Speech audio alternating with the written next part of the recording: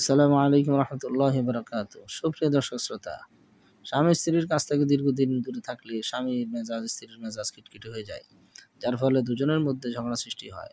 তাই কখনোই আপনারা স্বামী স্ত্রী, স্ত্রী স্বামী কেউ কারো কাছ থেকে দূরে থাকবেন না।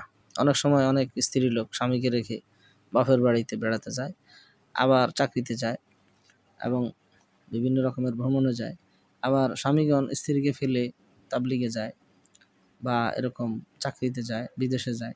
তো সেক্ষেত্রে স্ত্রীকে সঙ্গে নিয়ে বা আমাদের ইমাম সাহেবগণ, মুআল্লিমগণ তারা স্ত্রীকে রেখে চাকরিতে যায় থাকে।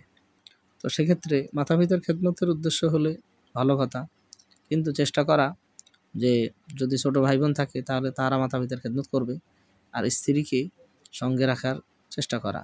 স্ত্রী সন্তান কাছে থাকলে সবচেয়ে বেটার, তাহলে অনাচার হওয়ার সম্ভাবনা কম থাকে।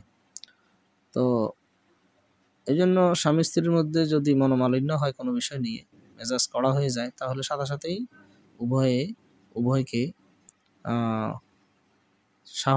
সাহাওয়াতের জন্য অর্থাৎ সহভোগের জন্য অর্থাৎ সহবাসের জন্য একে অপরকে তৈরি করে নিবে।